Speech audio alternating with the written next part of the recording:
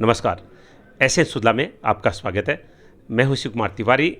आज की सबसे बड़ी ब्रेकिंग न्यूज़ है, राजस्थान के पूर्व मंत्री स्वर्गीय मास्टर भंवरलाल जी मेघवाल के नाम से आज मुख्यमंत्री ने अपने बजट में कन्या महाविद्यालय की घोषणा की है। मास्टर भंवरलाल मेघवाल कन्या महाविद्यालय एक बहुत प्रतीक्षित जी की मांग थी, जो मांग थी वो पूरी हुई है और साथ में मास्टर भंवरलाल जी मेघवाल को मुख्यमंत्री ने सच्ची श्रद्धांजलि अर्पित की है, ये मैं कह सकता हूँ। और बजट में बहुत कुछ और भी मिला है और मैं इस समय मास्टर भंवरलाल जी मेघवाल के निवास स्थान पर पहुँचा हूँ स्वर्गीय मंत्री जी के पुत्र मनोज जी मेघवाल से बातचीत करने के लिए। आइए बातचीत करते हैं। सबसे पहले बहुत बहुत स्वागत है आपका। क्या कहेंगे जिस तरह से मुख्यमंत्री जी ने आज स्वर्गीय पिताजी के नाम पर कन्या महाविद्यालय की घोषणा की है और इसकी मांग भी सुजानगढ़ में चल रही थी? मुख्यमंत्री जी का बहुत बहुत धन्यवाद देता हूँ, बहुत बहुत आभार प्रकट करता हूँ कि सुजानगढ़ में उनका स्नेह वैसे ही बना हुआ है और जो आज सौगातें दी है, निश्चय ही सुजानगढ़ पूरे विधानसभा क्षेत्र को उससे बहुत लाभ मिलने वाला है। जैसा कि उन्होंने अपने एक भाषण में भी कहा था कि अब वो नहीं है, लेकिन हम लोग मंत्री वहाँ के विधायक बन के काम करेंगे, उससे भी ज़्यादा वो उन्होंने यहाँ का ध्यान रखा है। मैं बहुत बहुत उनका धन्यवाद प्रकट करता हूँ जो बजट में उन्होंने सुजानगढ़ के सौगातें दी है। कुछ बताएंगे और जो चीज़ें हमारे दर्शकों के लिए जो घोषणा में और हुई है बजट में? एक तो घोषणा हुई है कन्या महाविद्यालय जो अब खुलेगा सुजानगढ़ में और उनके नाम से ये कन्या विद्यालय की उन्होंने घोषणा की है। बहुत बहुत श्रद्धांजलि उन्होंने अपनी तरफ से प्रकट की है उनके लिए और सुजानगढ़ और आसपास के क्षेत्र के लिए तो ये बहुत ज़रूरत थी, लोगों की काफ़ी मांग थी। कल ही पत्रकार 4-5 थे, उन्होंने भी भाटी जी जहाँ मैं बैठा हूँ वहाँ भाटी जी कल बैठे थे, गेदर साहब भी बैठे थे, बागल में बैठे थे, तो उन्होंने पहला प्रश्न ये उनसे पूछा था कि सुजानगढ़ में कन्या महाविद्यालय की बहुत डिमांड है, इस पे आपका क्या कहना है? तो उन्होंने कहा कि हम ध्यान रखेंगे। मेरा प्रस्ताव पहले से ही भेजा हुआ था कि सुजानगढ़ में कन्या महाविद्यालय की बहुत डिमांड है, उनको भी पता था, उनके विभाग से भी भेजा हुआ था और मुख्यमंत्री जी ने जो घोषणा की है बहुत ही हम आभारी हैं उनके। दूसरी बड़ी घोषणा उन्होंने की है, कातर सुजानगढ़ से काफ़ी दूर है, बिदासर से भी कम से कम 50 किलोमीटर दूर है, वहाँ उप तहसील कार्यालय खोलने की घोषणा की है। आसपास का जो एरिया है 13 पंचायत में करीब शायद लगती है, उसमें उनको काफ़ी लाभ मिलेगा वहाँ की जनता को। और अगर बड़ी घोषणाओं की बात करूँ तो एक आरओबी जो उन्होंने घोषणा की थी उसका बजट में प्रावधान कर दिया। बजट में आज घोषणा कर दी है बिदासर में FSTP सीरीज ट्रीटमेंट प्लांट जिसे कहते हैं, उसकी बजट में घोषणा की है। एक मैंने सड़कों के कुछ प्रस्ताव उनको भेजे थे, उसमें पहला प्रस्ताव मैंने ये भेजा था, करीब 20 करोड़ रुपए का ये अकेली सड़क है, टुकड़ा है एक। आपको पता होगा कि अपन हाईवे से आते हैं तो सालासर से जब आते हैं तो पार्वती से पुलिया बनी हुई है, वो एरिया डबल है लेकिन वो छूटा हुआ है हाईवे से, वो उसमें शामिल है 6 किलोमीटर का।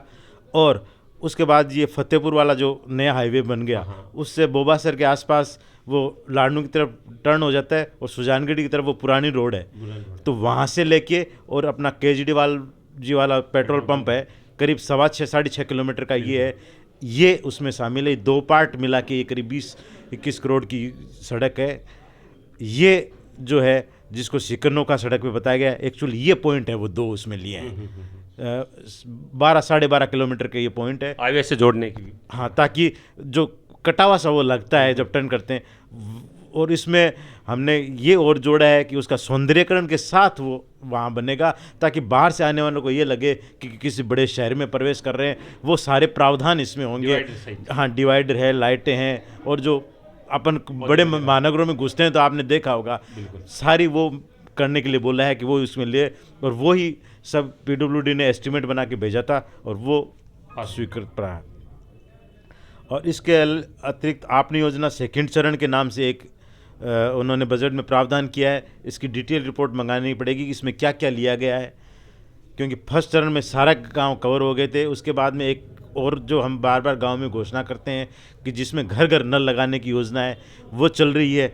इस योजना में इसमें कौन सा पार्ट और क्या लिया है वो डिटेल आ जाएगी। बाकी हमने ये पहले ही प्रावधान मंत्री जी को भेजा था मुख्यमंत्री जी को भेजा था और मंत्री जी के टाइम वो योजना स्वीकृत हो गई थी। कुछ और हमने इसमें गांव छुट्टे हुए थे और थे, उसको लेने के लिए भेजा है। इसमें क्या क्या है वो अब डिटेल आएगी, हमने भेजे हैं वो सब चीज़ें आए हैं या कुछ अतिरिक्त उन्होंने अपनी तरफ से दिया है, ये देखना है। ये वो घोषणाएं जो सुजानगढ़ या बिदासर के नाम से की गई हैं।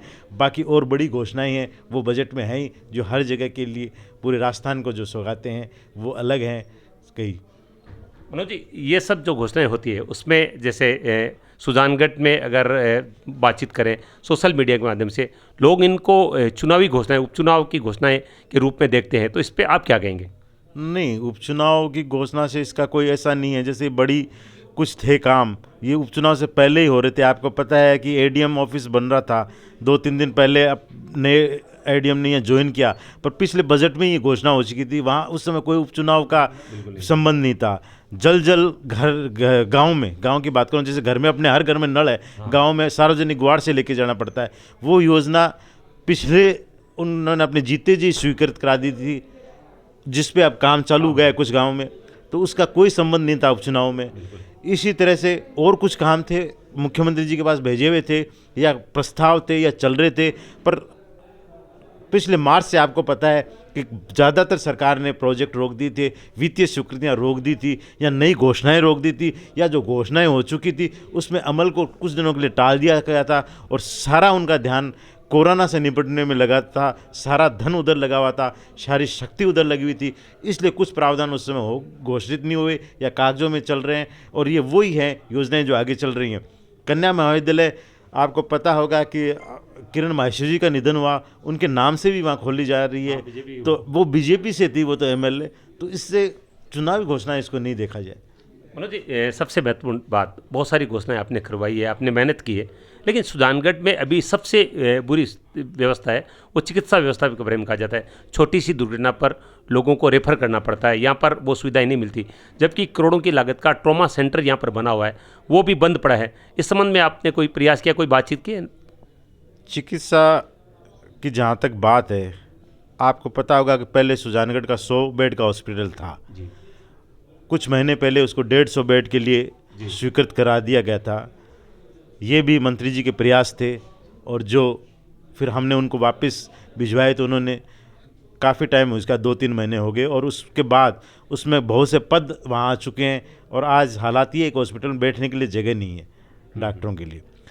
तो चिकित्सा के तहत में काम करें। उसके बाद में मैं आया था तो एक सोनोलॉजिस्ट की बात चल रही थी, क्योंकि यहाँ उपलब्ध थे, अचानक वो अपने निजी कारणों से चले गए थे, तो उसका काफ़ी दिनों तक हमें मिल नहीं पाया था, कहीं भी बहुत कमी है। पर अब उनको भी स्वीकृति नहीं वहाँ भेज दिया है, सोनोग्राफी शायद चालू हो गई है 2 दिनों से मशीन भी।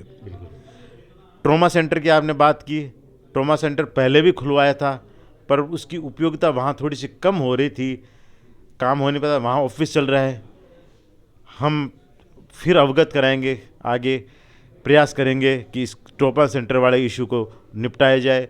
और जो पहले ट्रॉमा सेंटर बना है वो किसी कारण से सफल नहीं हुआ है, तो दोबारा कैसे सफल हो इसका भी प्रयास करेंगे और इसकी भी व्यवस्था कराने के लिए हम चिकित्सा मंत्री जी से बात करेंगे, मुख्यमंत्री जी को लिखें और मुझे विश्वास है कि वो इस ओर ध्यान देंगे। एक वेंटिलेटर भी आ चुके हैं और आईसीयू का अच्छा वार्ड भी नहीं है, और ये कार्य जैसे मंत्री जी करवाते थे मामासाओं से मिलकर, तो जो ये अभी सामान जो पहुंचा है, अगर वेंटिलेटर की बात करें तो उसके लिए कोई प्रयास होगा? बिल्कुल, उसके लिए प्रयास है, सरकार के स्तर पर लिख के दिया हुआ है उनको, और उसके स्तर पर जल्दी ही कुछ न कुछ निदान होने वाला है, ये मेरे को पूरा विश्वास है। इसके लिए सरकार को लेकर, जहाँ तक भामाशाहों का बात है, कोशिश करेंगे, अगर कोई भामाशाह तैयार हो जाते हैं तो और ज़्यादा उसमें अच्छा काम होगा। निश्चित ही हम वो भी कोशिश करेंगे कि भामाशाह का भी सहयोग मिल जाए। बाकी सरकार के स्तर पर हमने भेजा हुआ है और जल्दी ही उस पर। हाँ, मैं जो सवाल करना चाहता था वो व्यक्ति मेरे पास में आके बैठ गए। कांग्रेस में थोड़ी खींचातानी चल रही थी और सबको पता है कि मास्टर भोला जी मेघवाल और पुष्पराम जी गोदारा में थोड़ी सी अनबन सी चल रही थी। और अभी आप सब लोग जयपुर गए थे, पुष्पराम जी गए थे, और वहाँ पर कहा जा रहा है कि सुलह भी हुई और बातचीत हुई। जो नाराज़गी पूरे ज़िले में जो नेताओं में थी उसको दूर कर दिया गया है, क्या ये सही है? हाँ, बिल्कुल सही है, नाराज़गी तो दूर होनी चाहिए। कांग्रेस में जब वो हैं, चुनाव जरूर उन्होंने निर्दलीय लड़ा था, पर उसके बाद कांग्रेस ज्वाइन कर ली, तो उसके बाद सबको एक साथ बैठना चाहिए। और आज बड़ी खुशी की बात है कि उन्होंने मुझे आशीर्वाद दिया है, मेरे साथ बैठे हैं। और सुजानगढ़ का उपचुनाव जो आने वाला है उसमें कांग्रेस को मिल बैठ कर सब ने एक साथ मिल बैठ के जिताने का संकल्प लिया है। मुख्यमंत्री जी के यहाँ भी इन्होंने विश्वास दिलाया था, भरोसा दिलाया था कि हम उपचुनाव जिता के लाएंगे, और उसी के प्रयास में इन्होंने आज शहर को, सुजानगढ़ में ये संदेश दिया कि हम सब एक हैं। और ये तो वो व्यक्ति हैं जो शुरू से ही मेरे पिताजी के साथ, जब से इन्होंने राजनीति शुरू करी है, उन्हीं के सानिध्य में, उन्हीं के साथ मिलकर इन्होंने राजनीति की है। और बड़ी अच्छी बात है कि आज मेरे को भी उनका साथ मिल रहा है। अभी कल भंवर सिंह जी भाटी का एक कार्यकर्ता सम्मेलन था, उसमें देखने को मिला कि एक वर्ग विशेष के जो लोग थे वो नाराज़ हो गए थे केवल छोटी सी बात पर कि हमारे द्वारा स्वागत नहीं करवाया जा रहा है। तो ये छोटी छोटी चीज़ें पार्टी के लिए कितनी खराब साबित हो सकती है, और इस पर किस तरह से आप कार्य करना चाहेंगे? छोटी छोटी नाराज़गी, कई बार क्या होता है कि छोटा चुनाव होता है, एक ही वर्ग के कार्यकर्ता ज़्यादा होते हैं, पूरा वार्ड ही एक कांग्रेसी होता है, तो उसमें आपस में ही टकराव हो जाता है, आपस में ही चुनाव लड़ाया जाता है। कई बार सीट भी खाली छोड़ दी जाती है कि आप आपस में भी जीत लो। और ये चुनाव कुछ ही समय में पहले ही निपटा है, ज़्यादा महीना भी नहीं हुआ, कुछ ही दिनों पहले हुआ है। तो उस बात को लेकर कई बार थोड़ा सा हो जाता है, पर समय के साथ सब ठीक हो जाएगा। सारे आपने देखा होगा कांग्रेस के नाम पे सब एक है, सब कांग्रेस की जयकारी कर रहे थे, पर थोड़ा सा हो सकता है कि बीच सरपंच का चुनाव हो, पंच का चुनाव हो या पार्षद के चुनाव हो, एक ही जगह के लोग बैठते हैं, आपस के बैठते हैं, एक ही गली के लोग बैठते हैं, तो कई बार थोड़ा सा आपस में उस समय जो मनमुटाव कुछ दिन के लिए होता है, तो वो चुनाव के बाद में भी कई बार महीने 20 दिन खिंच जाता है। वही कारण है कि हो सकता है थोड़ा सा रो। बाकी उनकी कांग्रेस के लिए कोई नाराज़गी नहीं है, बिल्कुल वो कांग्रेस के लिए समर्पित कार्यकर्ता हैं वो सब। चलिए मनोज जी, बहुत बहुत धन्यवाद बातचीत के लिए। एक बार पुनः हम आपको बधाई देना चाहते हैं पिताजी के नाम पर जो घोषणा हुई है उसके लिए। धन्यवाद आप।